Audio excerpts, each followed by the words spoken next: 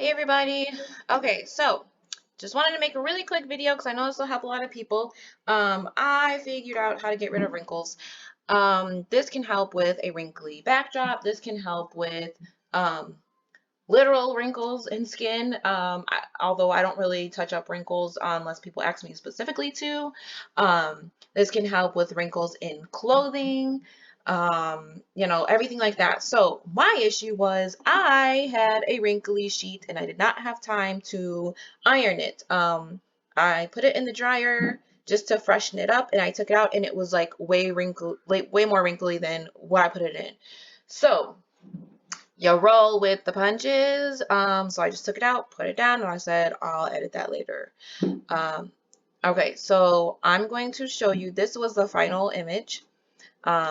This is what we started with.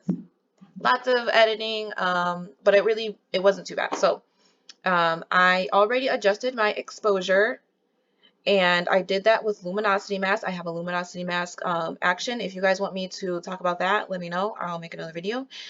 Just to keep this short, I'm going to fast forward through that. So these are my layers for my exposure editing. So I am going to flatten that. And if you hear my kids yelling in the background, I'm a stay-at-home mom of 3, and it is pure anarchy if I'm not right next to them. So don't worry, they are fine. Okay, so I made a layer. I copied the background layer. So now I have a frequency separation action. I can share it if somebody lets me know how to export actions. I have no idea how to save and export an action to share with people. So I won't mind sharing this if you guys just tell me what to do, because I have no idea. Okay, so I'm going to run my frequency separation action. And in this action, when I made notes for myself just in case I forgot, because I have the worst memory in the world. Okay, and I made another note for myself to know like how to set my brushes. Okay, so when I made this action, I left it like this in case I wanted to change the Gaussian blur, but I rarely ever change it. So I'm just going to automatically rasterize that layer so I can work on it. So this is my color layer. This is my texture layer. This is the layer of, what we're starting with, just so I can kind of toggle back and forth to see before and after. But I'm going to turn that off for now. So I'm going to make this into a group. Open that group. Okay. Start on color layer first. This is always the layer you work on first. Then you move to texture. Okay, color layer. You're going to go with your mixer brush. I usually work with the wet around 9 to 10. And load and mix don't really matter. Just ignore those. Flow, I usually work in the low 20s. Okay. So make sure that it cleans it after every brush stroke, and make sure it loads solid colors only. Okay. Hardness all the way down. My size, I just kind of change it how I want. Okay, so I'm going to zoom in, and just for the record, normally I will kind of like retouch all the background area, but just for the sake of this video to show you guys. Okay, zoom all the way in. I cannot sing, ignore that. Okay, wrinkles. Now make sure you are clicked on your color layer. So the reason that we see the wrinkles are because of lighting mostly. You see the highlights on one side. You see the highlights on one side of the wrinkle, and you see the shadows on the other side of the wrinkle. That creates texture and dimension, and then you can see it. We want to blend that so that it looks smoother. So I'm going to make this just a little bit bigger. I work with my mouse or my stylus. My computer is a 3-in-1 touchscreen. I have a stylus with it, and it works if you have like a Wacom tablet. That'll work too.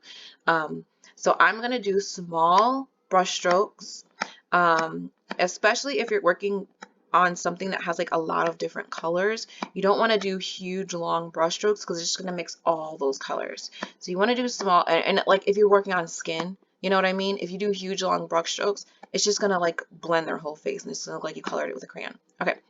But since this is just one white sheet, I can do long brush strokes, and since the sheet is falling down the mattress, I'm going to go with that. I'm going to go down. So I'm just going to go down, and like where there's the little wrinkles, I'm going to do like little strokes, and then I'm going to go down to kind of just blend it all. So I'm just going to do one small section, probably speed this up really quickly. And I'm just doing this quick and dirty. Obviously, you know, when I'm sending this to a client, I'm going to be more meticulous about it. But just to show you guys, I'm just doing this really quickly.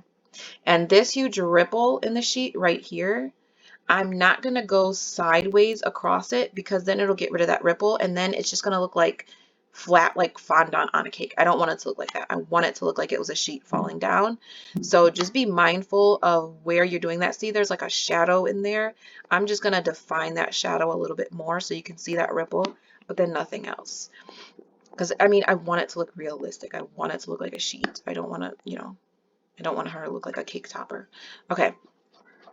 So just smoothing and lots of patience going through here. And this is why I like to adjust my exposure before I do this, because then there would have been like way more shadowing, and I would have been blending that shadow into the white of the sheet, and it would have kind of made the sheet look a little like dingy. Then I would have had to like adjust that, you know, the exposure even more. It's just a hassle. I just like it. I like adjusting the exposure of my photo first. Okay. So just that little area, and you see how it already looks way smoother around here versus, you know, over here. Smoother, not smooth. Okay. So when you notice that the colors are blending more, that's when you go over to your texture. And I would do like I would do everything first. Then you go over to your texture layer. Then that's when you do your heel, not spot heel. You can try patch, but I just like to do healing brush. I think it's a little easier and you have more control. Go to replace, sample current layer, and soft brush, and then, you know, you can adjust your size accordingly. So I usually work with something super small.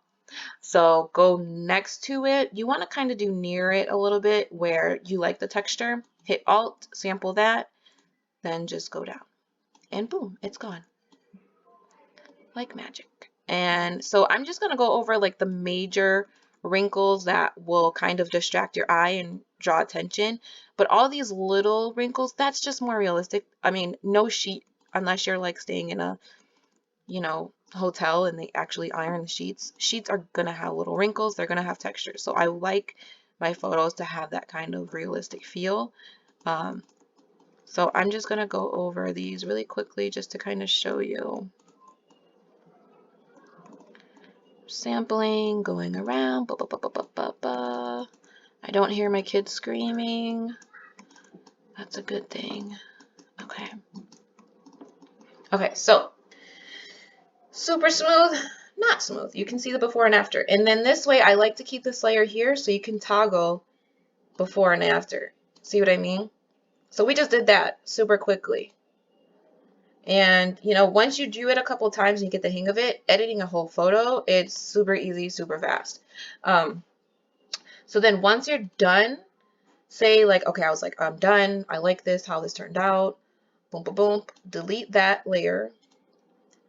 I like to group those. You really don't have to, but I just like to group them. Then hit Control Alt Shift E. Turn all this into one layer up here. And then make a snapshot. Label that snapshot, you know, wrinkles or whatever. I spelled wrinkles wrong, whatever. Flatten that. Then you can go about your day editing the rest of your photo, and then that's when you end up with this. Boom.